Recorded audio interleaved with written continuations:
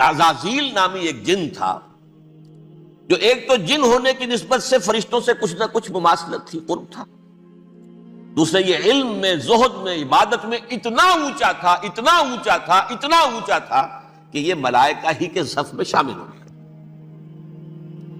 اس نے علم بغاوت بلند کر دیا۔ جب حکم دیا گیا کہ سجدہ کرو آدم کو، اب یہ دیکھیے کس قدر یہ اہم مضمون ہے، اور آپ سوچ رہے ہیں یہ باتیں آج پہلی مرتبہ ہمیں اس طرح سنائی جا رہی ہیں، یہ باتیں تو علم میں آتی نہیں ہمارے۔ وجہ کیا ہے؟ آپ کو دلچسپی نہیں ان چیزوں سے۔ جدید تہذیب نے ان چیزوں کی اہمیت کو زیرو کر دیا۔ قرآن میں اہمیت کا کیا عالم ہے؟ 7 جگہ یہ مضمون قرآن میں آیا ہے کہ فرشتوں کو ہم نے حکم دیا سجدہ کرو آدم کو، سب نے سجدہ کیا۔ فسجد الملائکۃ کلھم اجمعون، سارے کے سارے، کل کے کل، سب نے مل کر سجدہ کیا آدم کو، اللہ کے حکم سے فوراً تعمیل کر دی، الا ابلیس ابا واستکبر وکان من الکافرین۔ ابلیس نے نہیں کیا، انکار کیا، استکبار کیا، گھمنڈ کیا۔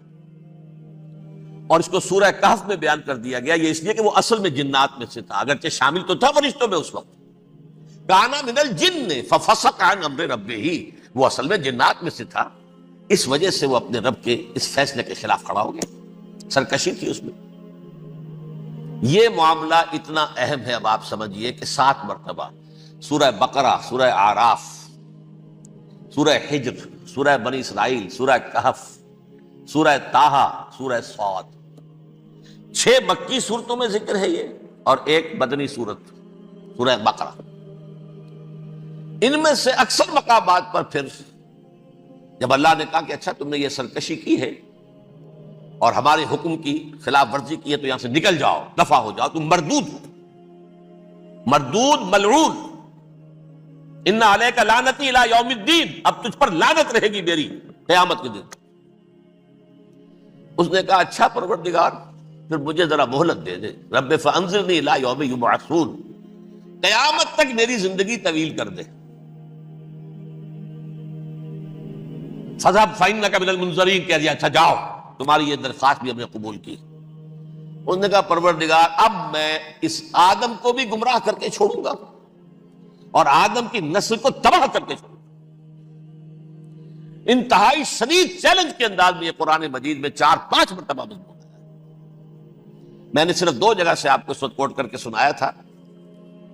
سورہ اعراف میں اللہ تعالیٰ فرماتے ہیں قالا، اس پر ابلیس نے کہا فبما اغویتنی، تو اے رب جو تو نے مجھے گمراہ کیا ہے، مجھے ذلیل کر دیا، مجھ پر فوقیت دے دی اس کو، انا خیر منہ، میں اس سے بہتر ہوں، خلقتنی من نار وخلقتہ من طین، بنایا تو نے مجھے آگ سے اور اس کو بنایا مٹی سے، پھر مجھ سے مطالبہ کہ میں سجدہ کروں، اور میں نے سجدہ نہیں کیا تو اب تو نے مجھے ملعون قرار دے دیا۔ قال فبما اغویتنی لأقعدن لهم صراطک المستقیم، اب میں یہ نسل آدم کے لیے، اس کو برباد کرنے کے لیے تیری سیدھی راہ کے اوپر گھات میں بیٹھوں گا، سیدھے راستے پر چلنے نہیں دوں گا۔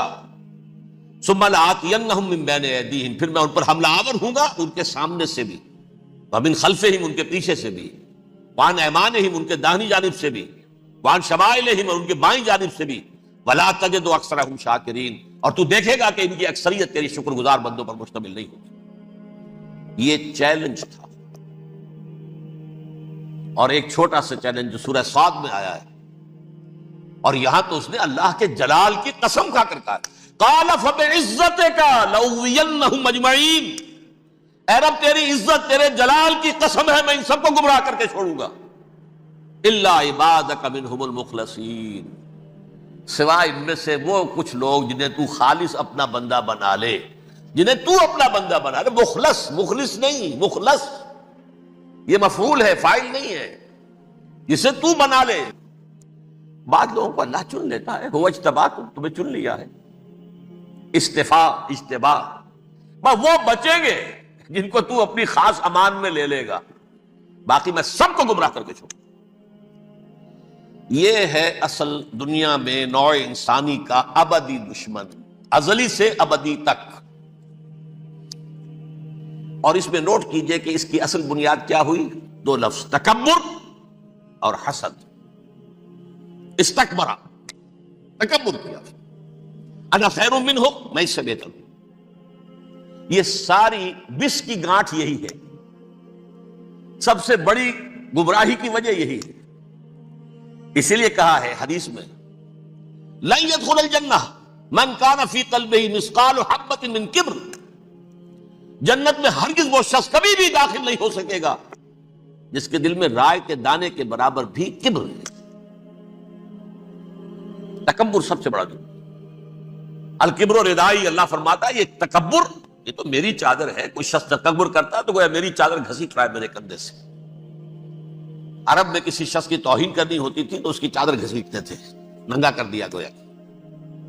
یہ میری ردائی ہے، الکبر ردائی، یہ میری چادر ہے، یہ جامہ مجھے زیب دیتا ہے، مجھ پر راستہ تھا. اور حسد، آدم کو جو برتری عطا ہو گئی اس حسد کی آگ میں وہ جل رہا ہے اور اس کا انتقام لینا چاہتا ہے. آدم سے بھی، آدم کو بھی گمراہ کیا، جنت سے نکلوایا. ایسے نکلنا تو انہیں تھا ہی مشیت اذن میں، لیکن فوری طور پر اللہ کے حکم کی خلاف ورزی تو کروائی نا.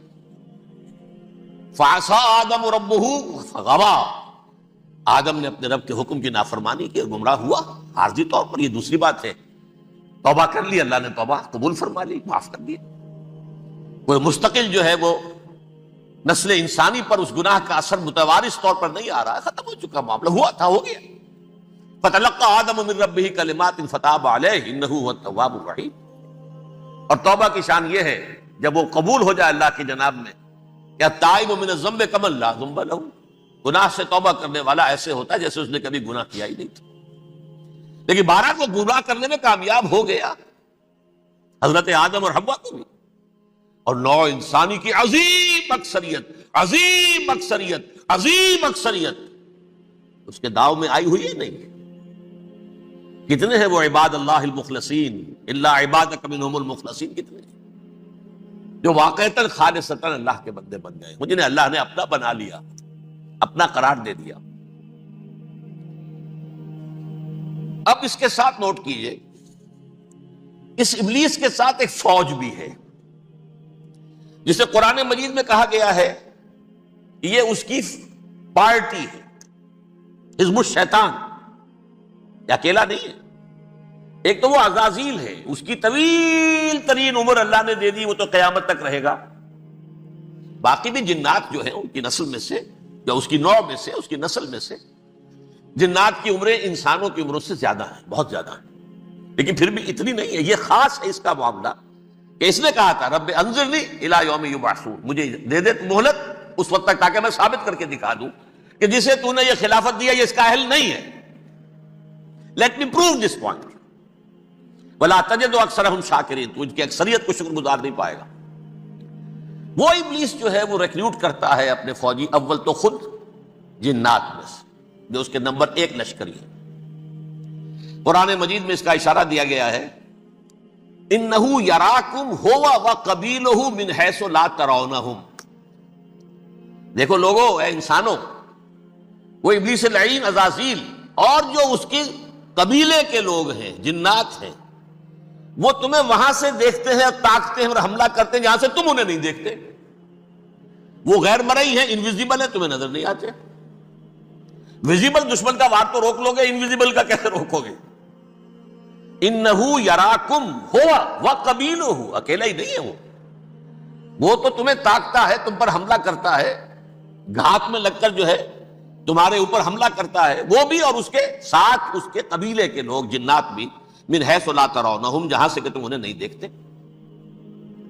لیکن اس کے علاوہ وہ انسانوں میں سے بھی ریکریوٹ، رنگ روٹ، وہ جو ہے ان کو اپنے پاس رکھتا ہے فوج کے اندر.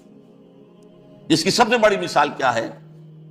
سورہ مجادلہ میں اللہ تعالیٰ نے منافق، حالانکہ وہ کون تھے؟ بظاہر حضور کا کلمہ پڑھنے والے، حضور کے پیچھے نماز پڑھنے والے، اسلام کا دعویٰ کرنے والے، ان کو اللہ فرماتا ہے اولئک حزب الشیطان الا ان حزب الشیطان هم الخاسرون.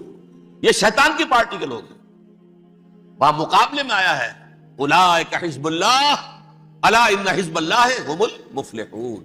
یہ دو پارٹیاں ہیں، حزب اللہ اللہ کی پارٹی جو اس کے مخلص بندے ہیں، وہ اللہ کی پارٹی، اور جو شیطان کے مرید بن گئے، اس کے ہاتھ پر بیعت کر لی، لہذا وہ اس شیطان کی پارٹی کے لوگ ہیں، چاہے وہ انسان ہو چاہے جن ہو۔ تو انسانوں میں سے بھی اس کے حزب میں، اس کی پارٹی میں اس کے ایجنٹ ہیں اور بہت ہیں، بلکہ بہت سے تو ایسے ہیں کہ جو جنات کے بھی کان کتر دیں، ان کو بھی شیطنت سکھا دیں، پڑھا دیں۔ لیکن اب ایک بات سمجھیے، ایک دنیا میں نسل اور قوم بھی ایسی ہے جو ایک خاص وقت سے بحیثیت مجموعی من حیث القوم ابلیس کی ایجنٹ بن گئی ہے۔ وہ کون ہے؟ وہ یہودی ہے۔ یہ یہودی قوم جو ہے، اس میں ایک تو کچھ یہ کہ ان کی فطرت کے اندر یہ تھا کہ ہم ہیں اصل انسان، باقی انسان جو ہے وہ انسان نما حیوان ہے، ان کی کوئی حیثیت ہی نہیں۔ ہم ہیں اصل انسان، نحن ابناء اللہ واحباؤہ۔ باقی یہ جینٹائلز، یہ گوئمز، غیر یہودی، یہ تو حیوانات ہیں۔ اب جیسے کہ انسانوں کو حق ہے کہ حیوانوں کو ایکسپلائٹ کریں، استعمال کریں۔ گھوڑے کو آپ تانگے میں باندھتے ہیں کہ نہیں؟ اس کی پسینے کی اور محنت کی کمائی ہے جو کھاتا ہے تانگا چلانے والا۔ البتہ یہ ضرور ہے کہ چونکہ اگلے روز پھر جوتنا ہے تو کچھ نہ کچھ تو اسے بھی کھلائے گا نا، اپنی کمائی میں سے کچھ دانے کھلائے گا، کچھ اور گھاس دے گا، یا بیل کو جوتنا ہے ہل میں تو کچھ نہ کچھ اس کو دیتا ہوگا کھانے کو، لیکن پھر اسے استعمال کرنا ہے۔ تو ان کا مستقل قول یہ ہے کہ اصل انسان ہم ہیں، باقی پوری نوع انسانی ہمارے لیے حیوانوں کے درجے میں، ہم چاہیں جس طرح انہیں استعمال کریں، ایکسپلائٹ کریں، دھوکہ دیں، جیسے چاہیں، لوٹیں کھسوٹیں، سب کچھ کریں، بدہضی کریں، ان سے سود لیں، سب کریں، جو بھی ممکن طریقہ ہو، یہ ہمارے لیے، ہم ڈومینیٹ کریں گے، اور یہ در حقیقت ہمارے اعلی کار ہیں۔ ایک تو اس اعتبار سے یہود بقیہ پوری نوع انسانی کے دشمن بن گئے۔ قرآن مجید کی وہ آیت بھی میں نے آپ کو سنائی ہے، وَقَالُوا لَيْسَ عَلَيْنَا فِي الْأُمِّيِّينَ سَبِيلٌ، یہ امیین کہتے تھے نا ان کو، جو غیر یہودی ہیں، کیونکہ ان کے پاس کتاب تھی، تورات تھی، اور کتاب نہیں تھی کسی کے پاس، لہذا یہ ان پڑھ ہے، پاگل ہے، جاہل ہے، امی ہے۔ ہم ہیں صاحب کتاب، ہمارے پاس شریعت، ہمارے پاس کتاب، یہ لوگ ان پڑھ ہیں، جاہل۔ لَيْسَ عَلَيْنَا فِي الْأُمِّيِّينَ سَبِيلٌ، ان امیین کو ہم لوٹیں کھسوٹیں، دھوکہ دیں، فریب سے جو کریں، چوری کریں، ڈاکہ ڈالیں، جیب کے قطرے، جس طرح بھی کریں ہمارے لیے جائز ہے، ہمارے اوپر کوئی گرفت نہیں ہوگی۔ اللہ تعالیٰ ہم سے یہ نہیں پوچھے گا تم نے جھوٹ کیوں بولا تھا اس کے ساتھ، تم نے وعدہ خلافی کیوں کی تھی اس کے ساتھ، تم نے کیوں دھوکہ دیا تھا اس کو، تم نے کیوں اس کا مال جو ہے غبن کر لیا تھا، ہڑپ کر لیا تھا، نہیں، ہم پر پوچھ نہیں۔ اس اعتبار سے ایک تو یہ انسانیت کی دشمنی ان کی گھٹی میں پڑ گئی، اس غلط خیال کی وجہ سے ہم تو بخشے بخشائے ہیں، we are the chosen people of the lord, ہمیں تو اللہ اگر جہنم میں داخل بھی کرے گا تو صرف چند دن، لن تمسنا النار الا ایاما معدودات، باقی اصل میں تو ہم تو اللہ کے پسندیدہ، نحن ابناء اللہ واحباؤہ، اس کے بیٹوں کے مانند ہیں، بڑے چہیتے ہیں، لاڈلے ہیں۔ یہ باقی دنیا، باقی انسان ہماری چراہ گاہ ہے، جیسے چاہیں چریں، جس طرح چاہیں ہڑپ کر جائیں۔ یہ تو ان کا پہلے سے مستقل معاملہ تھا، لیکن اس کے بعد ان کی تاریخ میں ایک دور وہ آیا جب حضرت مسیح علیہ السلام ان میں مبعوث کیے گئے۔ یہ 1400 سالہ تاریخ کا کلائمیکس ہے یہود کی۔ جب کتاب انہیں دی گئی تھی تورات حضرت موسیٰ کے ذریعے، وہ 1400 قبل مسیح کا واقعہ ہے۔ اس وقت سے لے کر اللہ کا وہ فضل ان پر ہوا، وہ فضل ان پر ہوا کہ کوئی ایک لمحہ ایسا نہیں آیا 1400 برس میں کہ ان کے ہاں کوئی نہ کوئی نبی موجود نہیں۔ یہ تار ٹوٹا ہی نہیں، 2 سے شروع ہوا، موسیٰ ہارون علیہ السلام، اور 1400 برس کے بعد پھر آخری 2 ہیں، عیسیٰ اور یحییٰ علیہ السلام، یوں سمجھ لیجئے، اور اس کے درمیان یہ تار ہے، اور اس تار میں کوئی ایک لمحہ ایسا نہیں آیا کہ کوئی نبی موجود ہو۔ اس میں اتار چڑھاؤ بہت سے آئے ہیں، اس کا وہ میرا موضوع نہیں ہے اس وقت۔ قبل مسیح کی تاریخ جو ہے وہ میرا موضوع نہیں ہے۔ قرآن مجید میں سورہ بنی اسرائیل کے پہلے رکوع میں اس کا تذکرہ موجود ہے۔ وَقَضَيْنَا إِلَىٰ بَنِي إِسْرَائِيلَ فِي الْكِتَابِ لَتُفْسِدُنَّ فِي الْأَرْضِ مَرَّتَيْنِ وَلَتَعْلُنَّ عُلُوًّا كَبِيرًا، 2 مرتبہ ان پر عذاب کے کوڑے برسے، پہلے اشوریوں کے ذریعے سے جو شامی تھے، سیرینز اشوری کہلاتے، پھر بابلیوں کے ذریعے سے یعنی عراقیوں کے ذریعے سے، بیبیلونیا نام تھا عراق کا پہلے، ان پر بہت بڑی بڑی تباہیاں آئیں، اللہ تعالیٰ کی طرف سے عذاب آئے۔ اس کے بعد پھر دوسرے دور میں دوسرا اقتدار کا دور آیا، خرمستیاں بڑھ گئیں، تو پہلے گریکس کے ذریعے سے، یونانیوں کے ذریعے سے، اور پھر رومیوں کے ذریعے سے انہیں پسوایا گیا۔ یہ دور گزر چکے تھے ان پر، 2 عروج کے دور اور 2 زوال کے دور۔ میری چھوٹی سی کتاب ہے تنظیم اسلامی کا تاریخی پس منظر، شاید 6-7 روپے کی ہوگی، اس کو آپ دیکھیں گے تو اس میں اس کا پورا نقشہ آپ کو مل جائے گا۔ ویسے تو یہ کہ میری جو ذرا بڑی کتاب ہے سابقہ اور موجودہ مسلمان امتوں کا ماضی، حال اور مستقبل، اس میں میں نے ان معاملات پر بڑی تفصیل سے بحث کی۔ بہرحال یہ جو دور تھا ان کا 1400 سالہ، وہ اونچ نیچ سے ہوتا ہوا جب آیا ہے حضرت مسیح کی بعثت پر، تو ان کی شرارت کی انتہا یہ ہو گئی کہ اللہ تعالیٰ نے مسیح کو رسول بنا کر بھیجا، رسولاً الی بنی اسرائیل۔ حضرت موسیٰ اور حضرت عیسیٰ کے درمیان رسول کوئی نہیں ہے، سب نبی ہیں۔ حضرت موسیٰ رسول تھے اور حضرت عیسیٰ رسول ہیں، درمیان میں داؤد ہو، سلیمان ہو، یشعیاء ہو، زکریا ہو، یہ سب نبی ہیں، یحییٰ نبی ہیں، رسول نہیں ہے، لہذا وہ شہید کر دیے گئے۔ رسول شہید نہیں ہو سکتا، قتل نہیں ہو سکتا۔ لیکن عیسیٰ اور موسیٰ کے درمیان 1400 برس ان کے جو ہیں، اس کا کلائمیکس ہے حضرت مسیح علیہ السلام کی بعثت، اور حضرت مسیح علیہ السلام کو جسے اللہ نے اپنی روح قرار دیا، روح منہ، کلمتہ القاہا الی مریم، اللہ کا کلمہ، عظیم ترین معجزات۔ انہوں نے کیا کہا؟ یہ ولد الزنا ہے، حرام زادہ ہے، معاذ اللہ، نقل کفر نہ باشد، یہ جادوگر ہے، یہ مرتد ہے، یہ واجب القتل۔ اصل حکومت اس وقت رومیوں کی تھی حکومت، لیکن انہوں نے انہیں آٹونومی دے رکھی تھی، اپنے مذہبی معاملات تم خود طے کر سکتے ہو۔ تو قائفاس جو اس وقت کا ان کا ہیڈ ربائی تھا سب سے بڑا، اس کی عدالت نے فیصلہ کیا مسیح کو سولی چڑھا دیا جائے۔ پائلیٹس پونٹس، اس کے پاس ان کی ازداش پہنچ گئی، یہ ہمارا مجرم ہے مذہبی، یہ مرتد ہے، یہ کافر ہے، یہ جادوگر ہے، یہ واجب القتل ہے، اسے قتل کر دو، سولی چڑھا دو۔ خیر وہ لمبی بات ہو جائے گی، اس نے تو اپنے ہاتھ دھوئے کہ صاحب ہمارے پاس کوئی جرم نہیں ہے اس کے خلاف، تم کہتے تو ٹھیک ہے سولی چڑھا دیتے۔ یہ دوسری بات ہے کہ اللہ نے حضرت مسیح کو اٹھا لیا آسمان پر، ان کی جگہ وہ شخص سولی چڑھا جس نے غداری کر کے گرفتار کروایا تھا، جوڈاس اسکریوٹ، اس کی شکل اللہ نے بدل دی حضرت مسیح کی سی، اور حضرت مسیح کو فرشتے اٹھا کے اوپر لے گئے، وہ زندہ آسمان پر اٹھا لیے گئے۔ اور یہ ساری تفاصیل نہ قرآن میں ہے نہ حدیث میں ہے، یہ انجیل میں ہے، لیکن انجیل کون سی؟ برنباس کی انجیل، gospel of the lord according to saint Barnabas. یہ حواریین مسیح میں سے تھے، لیکن عیسائی ان کو تسلیم نہیں کرتے، ان کی بائبل کو صحیح نہیں مانتے، کینونیکل نہیں مانتے۔ 100 انجیلیں تھیں، 104 تھیں، جن میں سے 4 چنی ہیں انہوں نے، یہ متی اور جان اور مرقس مارکس، یہ ہے، تو یہ 4 انجیلیں ہیں، انہوں نے تسلیم کیے کہ یہ کینونیکلز ہیں، یہ تو ہیں حقیقی، باقی جو ہے 100 اس کو وہ تسلیم نہیں کرتے۔ ان میں سے ایک ہے یہ برنباس، اس میں یہ تفصیل ہے کہ اللہ تعالیٰ نے اس شخص کی، جیوڈاس کی، یہودا جیوڈاس اس کو انگریزی میں کہتے ہیں، اس کی شکل بدل دی حضرت مسیح کی سی، وہ گرفتار ہوا، وہ سولی چڑھا، وہ غدار تھا، غداری کی سزا اسے ملنی تھی، وہ مل گئی۔ حضرت مسیح کو فرشتے 4 اٹھ رہے ہیں، جس کوٹڑی میں حضرت مسیح مقیم تھے، ایک باغ کے اندر روپوش تھے، اس کی چھت پھٹی ہے، 4 فرشتے آئے ہیں، حضرت مسیح کو اٹھا کر لے گئے ہیں، چھت برابر ہو گئی ہے، اس کے بعد وہ شخص پکڑا گیا۔ بہرحال حضرت مسیح کو اللہ نے اٹھا لیا آسمان۔ لیکن وہ دن ہے کہ اس قوم کو اب مغضوب علیہم قرار دے دیا۔ نوٹ کر لیجئے، اصل میں تو ہونا یہ چاہیے تھا کہ رسول کی جان کے در پہ جب کوئی امت ہو جاتی تھی تو اللہ کا قاعدہ یہ تھا کہ اس امت کو نسیہ منسیہ کر دیا جائے۔ حضرت نوح کی قوم کو ختم کیا یا نہیں؟ حضرت ہود کی نگاہوں کے سامنے قوم عاد برباد کی گئی یا نہیں؟ حضرت صالح کی نگاہوں کے سامنے قوم سمود برباد ہوئی، یہ اللہ کا قاعدہ رہا۔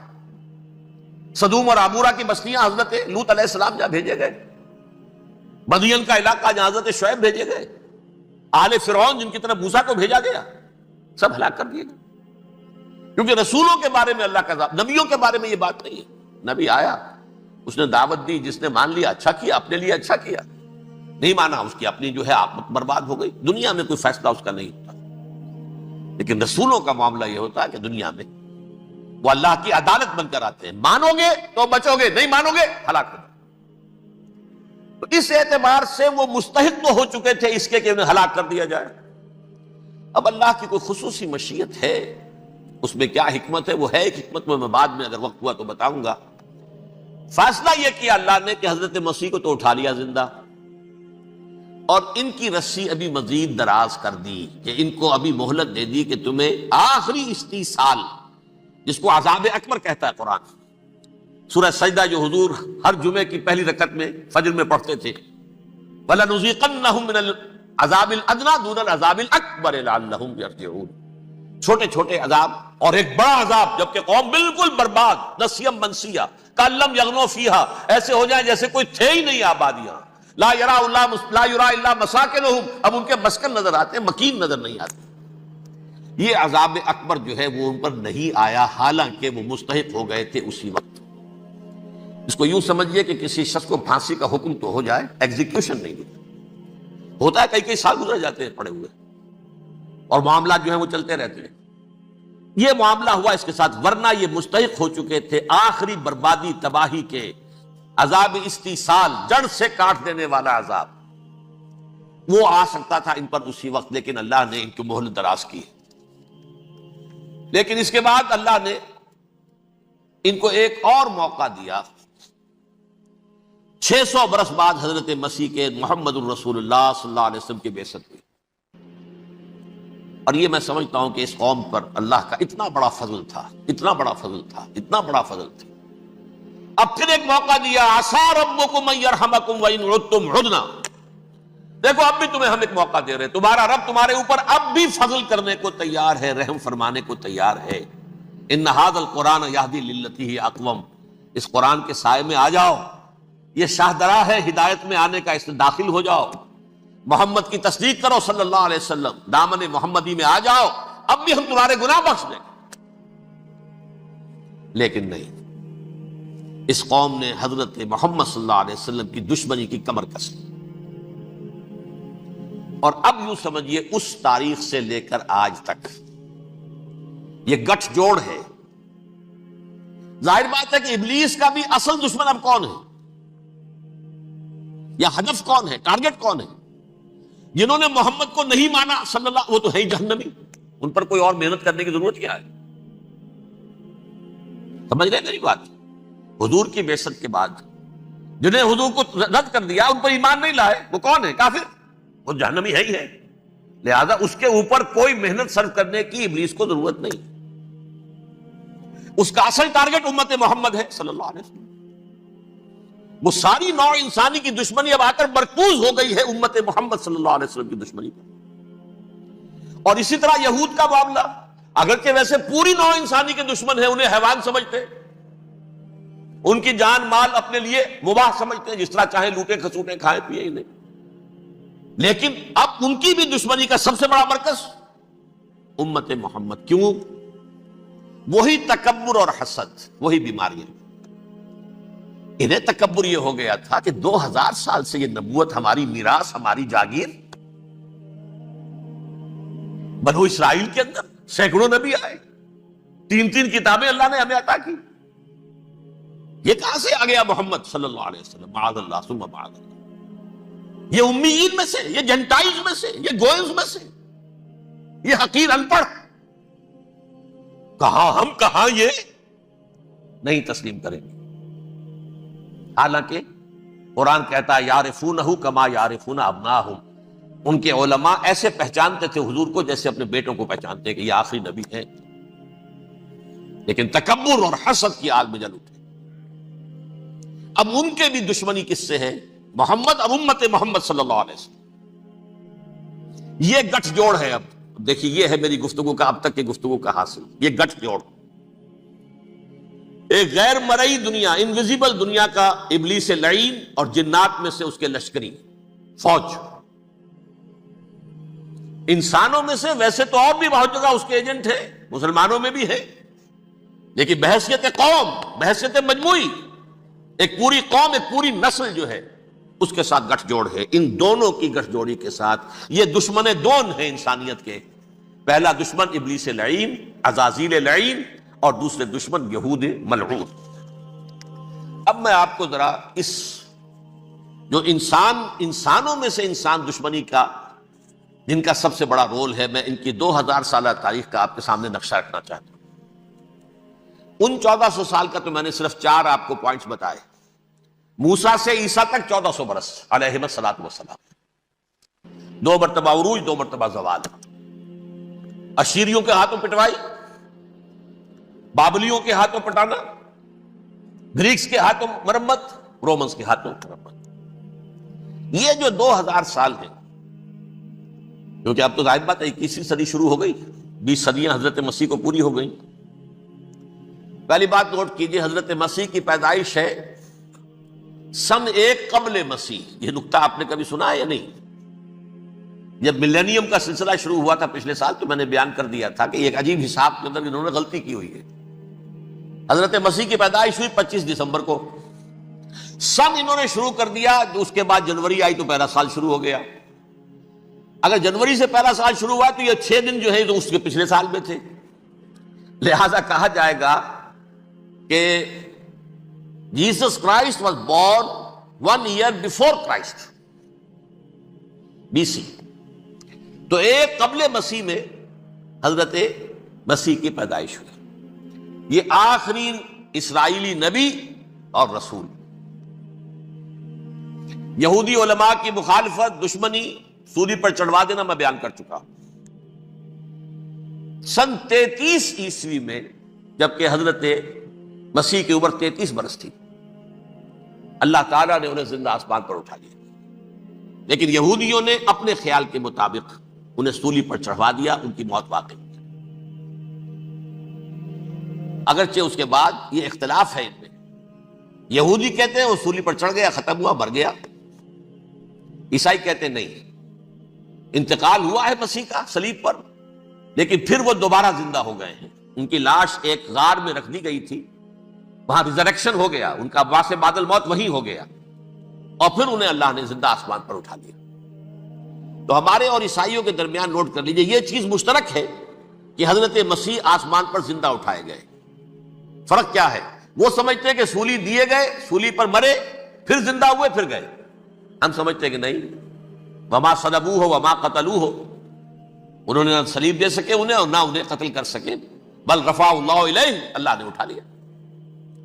پھر ہمارا اور یہ اس کا عیسائیوں کا ایک اور اتفاق ہے، سیکنڈ کمنگ آف جیسس، حضرت مسیح دوبارہ آئیں گے، یہ عیسائیوں کا بھی عقیدہ ہے اور ہمارا بھی۔ بہرحال تو جیسا کہ میں نے عرض کیا کہ اس وقت یہ عذاب استیصال، عذاب اکبر کے مستحق ہو چکے تھے، لیکن اللہ نے ان کی مدت دراز کی ہے، لیکن ان پر دنیاوی عذاب کا ایک کوڑا جو ہے اللہ تعالیٰ کی طرف سے اسی وقت برسا۔ دنیاوی عذاب دنیا میں رہتے ہوئے ختم نہیں کیا۔ 37 برس بعد حضرت مسیح کے رفع سماوی کے 37 برس بعد سن 70 میں یہودیوں نے بغاوت کی رومیوں کے خلاف، رومی ٹائٹس جنرل تھا ایک، اس نے پھر جو حملہ کیا ہے، 1,33,000 یہودی ایک دن میں قتل کیا یروشلم میں، اور ہیکل سلیمانی گرا دیا۔ وہ ہیکل پہلے بھی گرا تھا، پہلے 1400 سال کے دوران میں بھی نبوکدنضر نے گرایا تھا، لیکن پھر اس کے 150 سال بعد انہوں نے دوبارہ بنا لیا تھا، اس لیے وہ اسے سیکنڈ ٹیمپل کہتے ہیں۔ پہلا ٹیمپل جو حضرت سلیمان نے بنایا تھا، نبوکدنضر نے گرا دیا 587 قبل مسیح میں، پھر دوبارہ انہوں نے 150 سال کے بعد بنا لیا۔ وہ اس تاریخ کا حصہ ہے، میں نے جس کے بارے میں آپ کو تفصیل نہیں بتائی۔ اس میں یہ ہوا سن 70 میں وہ گرا دیا گیا، وہ آج تک گرا پڑا ہوا ہے۔ نمبر 2 یہ کہہ دیا گیا کہ یہودیوں اس ارض فلسطین سے نکل جاؤ، تم یہاں نہیں رہ سکتے اب۔ لہذا جس کا جہاں سینگ سمایا چلا گیا، یورپ میں چلے گئے، ایشیا میں آ گئے، عرب میں آ گئے، یہ 3 قبیلے جو رات بھی میں نے عرض کیا تھا، بنو قینقاع، بنو نذیر، اور بنو قریظہ یہ وہاں سے آ کے مدینے میں آباد ہو گئے، جس کا جہاں سیکھ سپایا، افریقہ میں، ہندوستان میں، جہاں چلے گئے۔ ڈایاسپورا اسے کہتے ہیں، وہ آپ نوٹ کر لیجیے اس لفظ کو، ڈایاسپورا، ہمارا دور انتشار، جبکہ ہمیں ہماری اصل سرزمین تو فلسطین ہے، حضرت ابراہیم کا مسکن، حضرت اسحاق حضرت یعقوب کا مسکن فلسطین، یہ ہے ہماری اصل جاگیر، یہ تو ہماری جدی پشتی جاگیر ہے، لیکن یہاں سے نکال دیے گئے سن 70 عیسوی میں، اور وہاں سے لے کے 1917 تک ان کا ڈایاسپورا جاری رہا۔ یہ دور انتشار ہے۔ اس دور انتشار کے اب چند حصے ہیں جس کو میں چاہتا ہوں کہ آپ علیحدہ علیحدہ سمجھ لیں۔ دور انتشار کا جو پہلا جو ہے تقریباً 300 برس، رومی حکمران تھے، وہ یہودیوں کے بھی دشمن تھے اور عیسائیوں کے بھی دشمن تھے، عیسائی اور یہودی ایک دوسرے کے بھی دشمن تھے، لیکن رومی سمجھتے تھے کہ یہ ایک ہی تھیلی کے چٹے بٹے ہیں۔ رومیوں کے نزدیک عیسائی بھی یہودیوں ہی کا ایک فرقہ تھے، کوئی علیحدہ مذہب تو تھا ہی نہیں، لہذا رومی جو ہیں رومنز، وہ ان دونوں کو ستاتے تھے، مارتے تھے، اور یہ آپس میں لڑتے تھے، یہودی عیسائیوں کو مارتے تھے، عیسائی یہودیوں کو مارتے تھے۔ یہ ہے 300 برس تک کی تاریخ۔ سن 300 عیسوی میں کیا ہوا؟ ایک معجزہ ہو گیا۔ بہت عظیم ایمپرر کانسٹینٹائن، قسطنطین اعظم، رومن ایمپررز میں سے بہت بڑا ایمپرر، وہ عیسائی ہو گئے۔ اب تو معاملہ بالکل تلپٹ ہو گیا، پوری سلطنت عیسائی ہو گئی۔ اب عیسائیوں کے عیش ہو گئے اور یہودیوں پہ مار پڑنی شروع ہوئی۔ اب عیسائیوں کا آپ خود سوچئے کہ جنہیں وہ خدا بنا بیٹھے ہیں، خدا کا بیٹا قرار دے رہے ہیں، ان کے قاتل کون؟ یہودی بدماش۔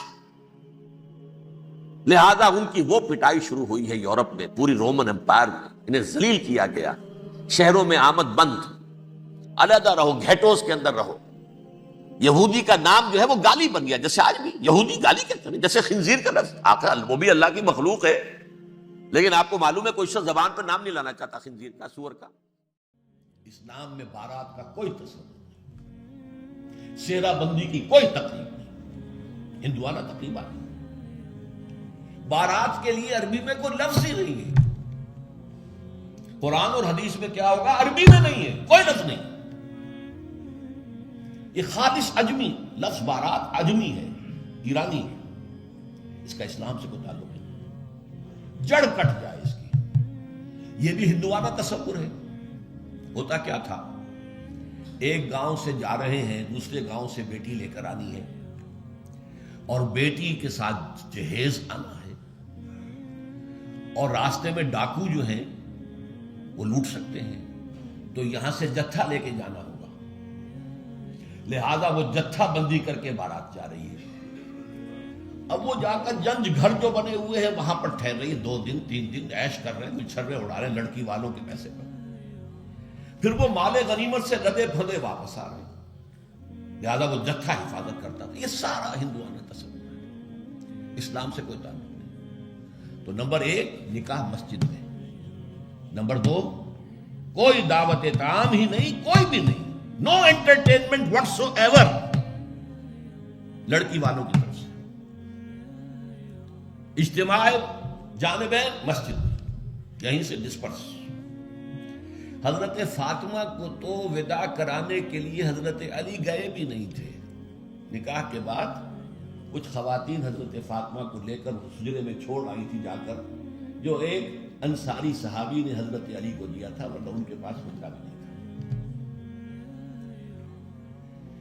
3 باتیں ہو گئی۔ چوتھی بات،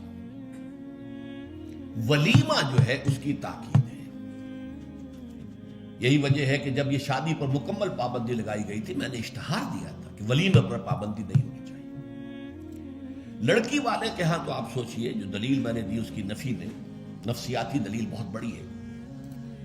لڑکی والے کے ہاں ویسے تو لفظ شادی، خوشی، وہاں بھی شادی یہاں بھی شادی، لڑکی والے کے ہاں خوشی نہیں ہوتی، اس کے گھر سے لخت جگر، نور چشم نکل کر جا رہی ہے، کیسے خوشی ہوگی؟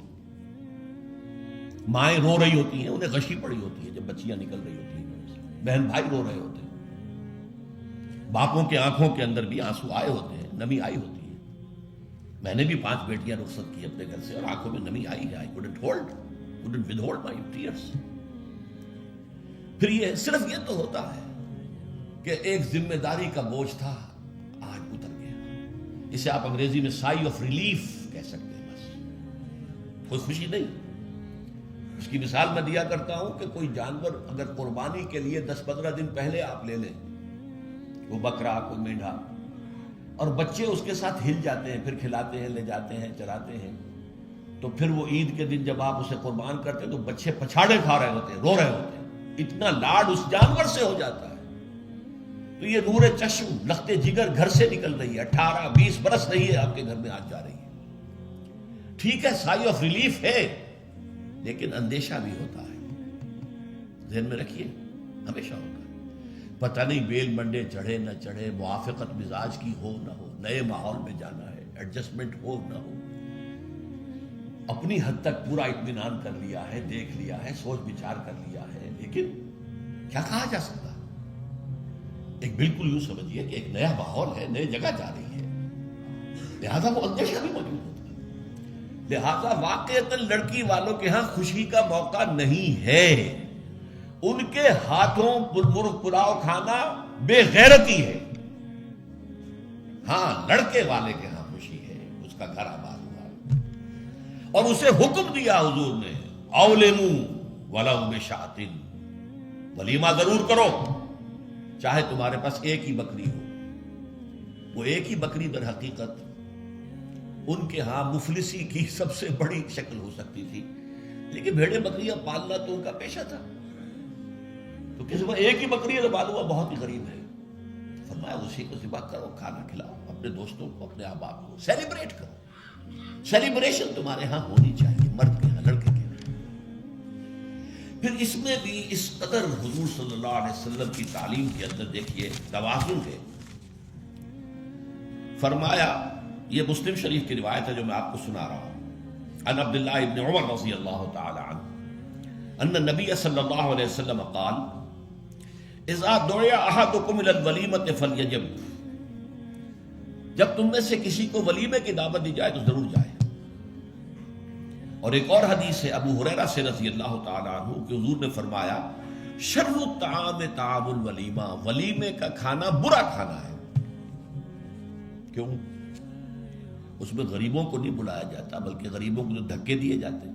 آپ دیکھتے ہیں بڑے بڑے ٹینک لگے ہوتے ہیں، ٹینٹ، اور وہاں پر اندر جو کچھ ہو رہا ہوتا ہے، کھانا ضائع بھی ہو رہا ہوتا ہے. غریب کو تو کسی کو داخل نہیں ہونے دیں گے نا. اور ہے بھی نہیں، وہ مسلی کھلانے کے لیے تو نہیں ہے نا، وہ تو اپنے اعزاء، رشتہ دار، احباب، ان کو اپنی خوشی میں شریک کرنے کے لیے. تو حضور نے فرمایا شر الطعام طعام الولیمہ، لیکن اس کے باوجود من لم یجب الدعوہ فقد عصى اللہ ورسولہ، جو شخص ولیمے کی دعوت قبول نہیں کرے گا اس نے گویا کہ اللہ اور اس کے رسول کی نافرمانی کی.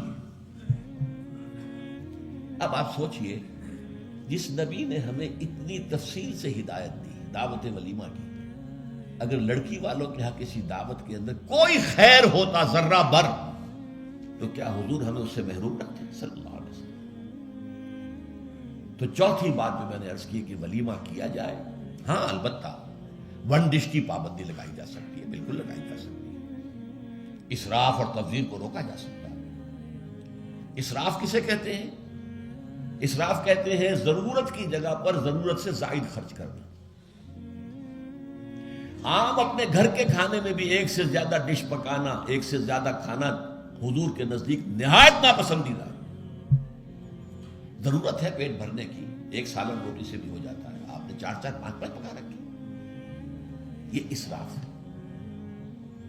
اسی طریقے سے اگر دعوت کے اندر بھی ون ڈش کی پابندی ہو تو بالکل ٹھیک ہے، اس کے اندر کوئی حرج نہیں. لیکن یہ کہ اس میں اب جو کیا گیا ہے کہ میٹھے کے اوپر پابندی، بالکل یہ صحیح نہیں ہے. میٹھا حضور کو بہت مرغوب تھا، پسند تھا. تو اس میں یہ کہ ایک ڈش میٹھے کی، یہ نہیں کہ 3-3 4-4 ڈشیں، دال کا حلوہ بھی ہے، گاجر کا حلوہ بھی ہے، اور فلاں بھی ہے، اور فلاں بھی ہے، اور پھر کھیر بھی ہے. لہذا ولیمے کی اجازت ہونی چاہیے. اور ظاہر بات ہے کہ ہر شخص اپنی سطح کے مطابق کرے گا، اور وہ آدمی بھی بلائے گا جو کم ہی بلا سکتا ہے وہ کم بلائے گا، جو زیادہ بلا سکتا ہے زیادہ بلائے گا. اس کے اوپر بھی کوئی خاص پابندی لگانے کی ضرورت نہیں ہے. لیکن ظاہر بات ہے جو میں نے ایک بات کی ہے اس سے شادی بیاہ کے اخراجات کا ایک حصہ تو بالکل ختم ہو گیا نا. لڑکی والوں کی طرف سے تو زیرو ہو گیا، نہ کوئی سیلیبریشن نہ کوئی